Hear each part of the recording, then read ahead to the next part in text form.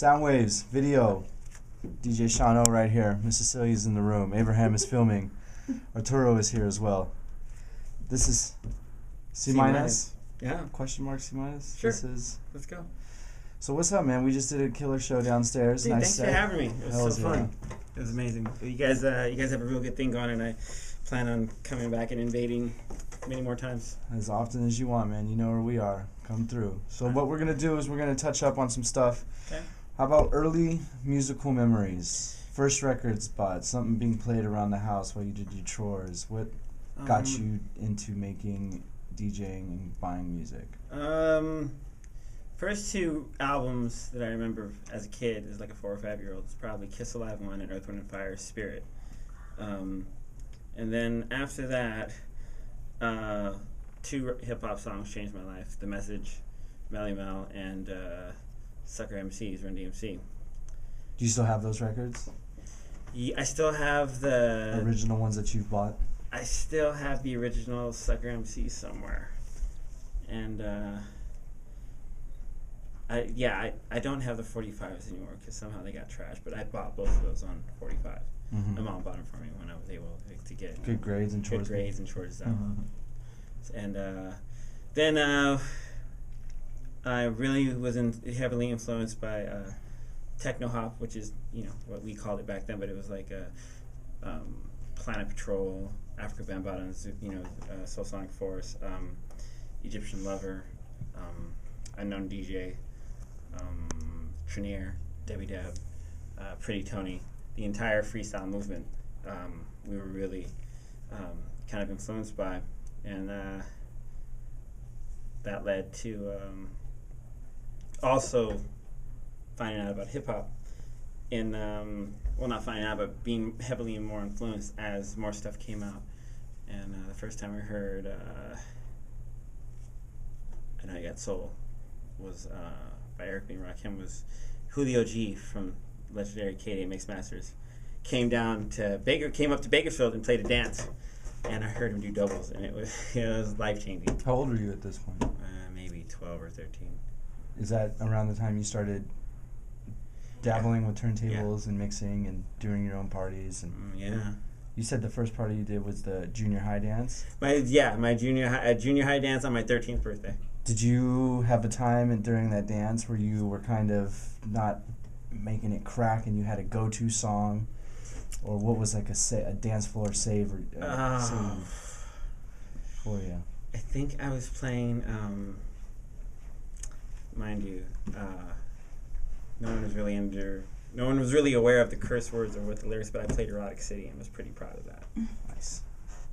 Fuck So Pretty, You and I, Erotic City, Come Alive. 7th grade dance, it was rad. Nice.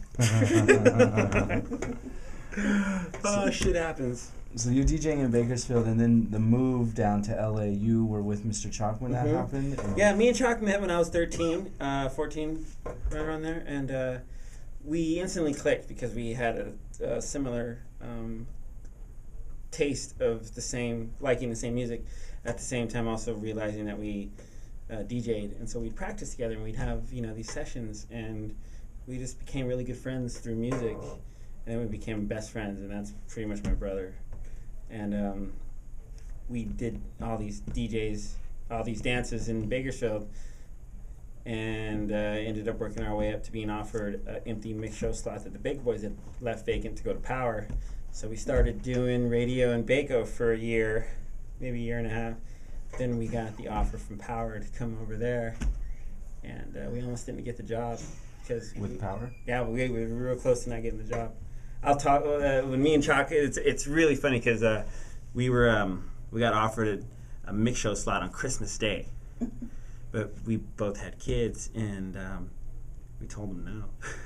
Couldn't make it. Yeah, it's Christmas. Are you gonna tell? Am I gonna tell my son, my 2-year-old son, that's all right. Dad can't be there, and so we almost lost it at that point. But we busted our ass and came back and proved ourselves to a point. We got hired. We got hired Valentine's Day, 1995. Okay. And then that went until 2006, first week of 2006.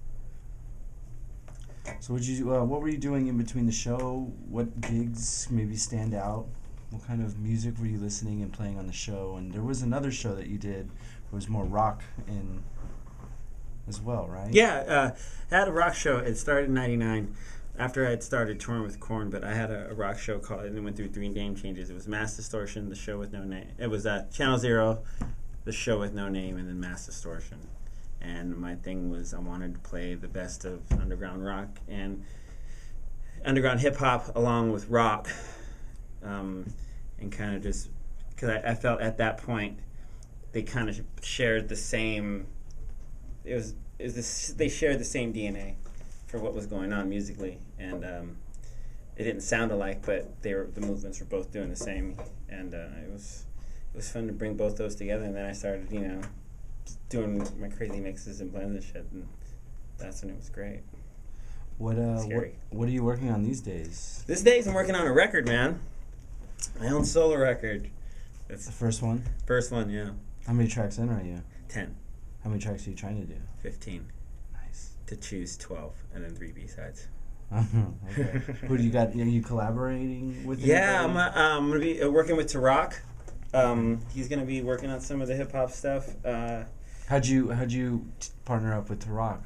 We met a couple times. We met through Rocio at Mochila, and then one of my good friends, Buys One, he had hung out with Tarak recently and was like, "Yo, you and Tarak should like hang out. You guys kind of have the same like, you guys share a lot more in common than you'd think." And I was like, "Oh, all right."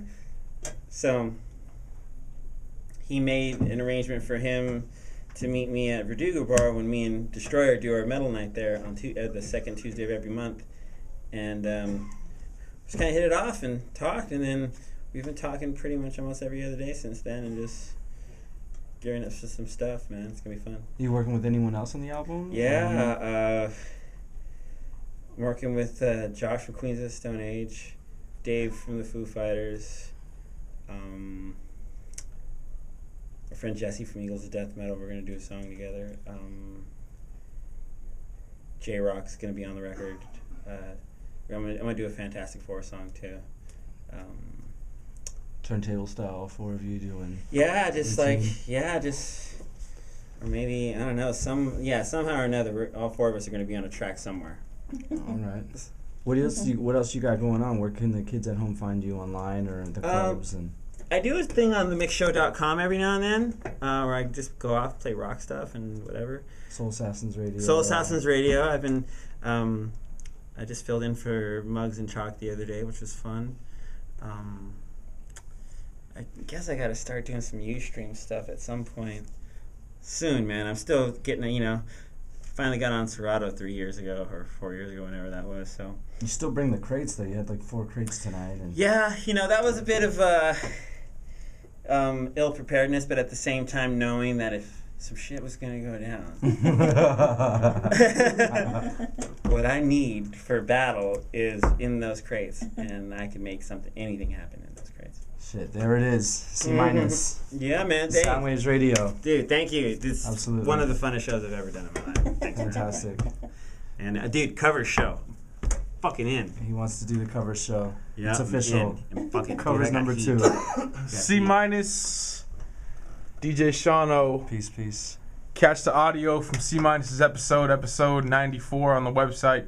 Yeah. www.soundwaveskpfk.com. Until next time. 94. Peace. 94 till infinity. 94 till infinity.